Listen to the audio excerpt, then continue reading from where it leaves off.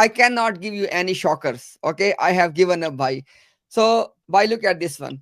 This say Ruhani Khazain, volume 7, page 200.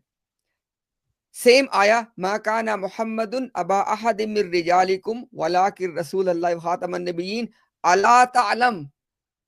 He said, don't you know Anna Rabbar Rahim al Mutafazzal, that our Rabb Rahim, the one who with a fazal, Samma Nabiyina sallallahu alayhi wasallam Khatam al Anbiya bi ghairi istasna, that Allah has named our Prophet as Khatam al Anbiya without exception. Wa fassarahu Nabiyina, and the explanation is given by our Prophet fi qawlihi, in his saying, La Nabiyya Ba'di. He said that our Prophet himself has given us the interpretation of Khatam al-Anbiya by saying, La Nabiyya Ba'di. There is no Prophet after me. Bayanin wazihin lit talibin. This clear explanation for those who are the student, or those who are the searcher or the seeker. Seeker, exactly, seeker. By Walau Javazna Zahura Nabiyya Bada Nabiyina.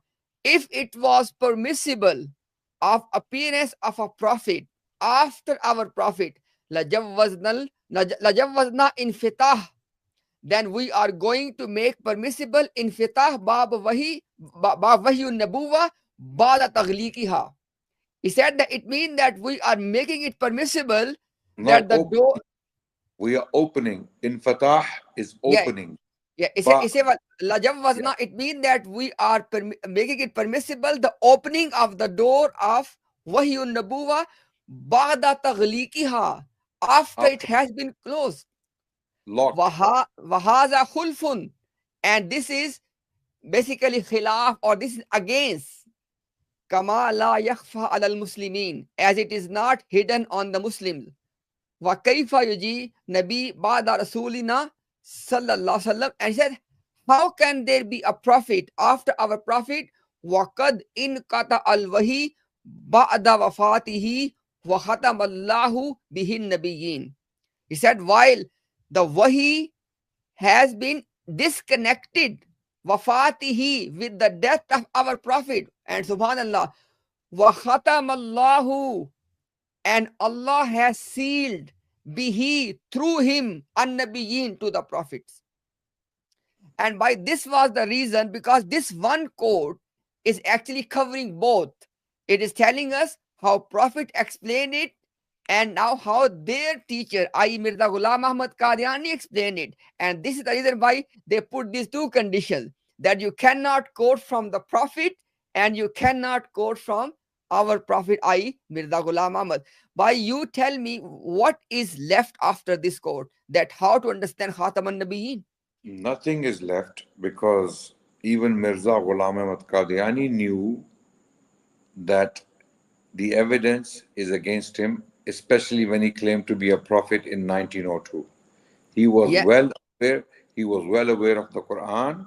He was well aware of the Hadith. He was well aware of the fact that there can be no prophet after Muhammad Rasulullah sallallahu, as he is categorically acknowledging here in the Arabic language.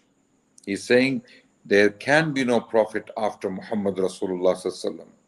And if we were to open this door, okay, after its locking, this would be going against what the Muslims have known since the beginning, right?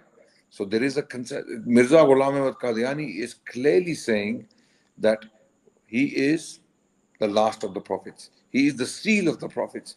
And how he understands this is the point now. How does Mirza understand this? In this particular part where he wrote this in Hamaamatul Bushra, he understands this as follows. He's saying there is no more prophets after Muhammad Rasulullah, because he quotes the very qawl of Nabi, La Nabiyya Ba'di. This is why people like Ansar Raza, when they come to debate, they don't want to discuss this. They don't want to discuss the Prophet Muhammad Sallallahu, and they don't want to discuss their own Mirza Ghulam Qadiani, their beloved. You know why? Because he confirms our understanding. What is our understanding? Prophet Muhammad was the last prophet of Allah. No more prophets born after him. No man who is born after him can ever claim to be a prophet of Allah because he will be a liar. And Mirza Ghulam Qadiani knew this.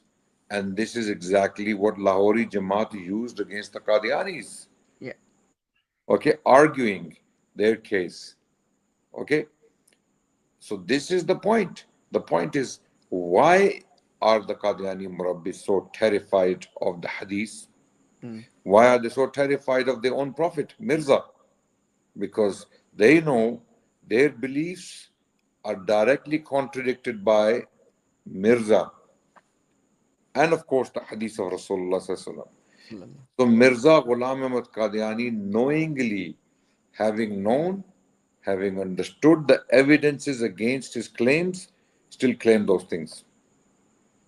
He still Yeah. claimed those things. This is the point. No one can now, you cannot give udhr bil jahal to Mirza.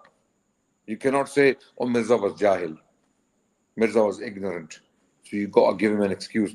Mirza was a kafir, deliberate kafir, deliberate disbeliever. Why? Because he knew the evidences, he Mm. understood them well from the teachings of Muhammad Rasulullah because he quoted them Yeah. to give exactly the same meaning we understand. And then he contradicted it later on when it suited him and suited his agenda, whatever it was. Yes. Exactly. Exactly.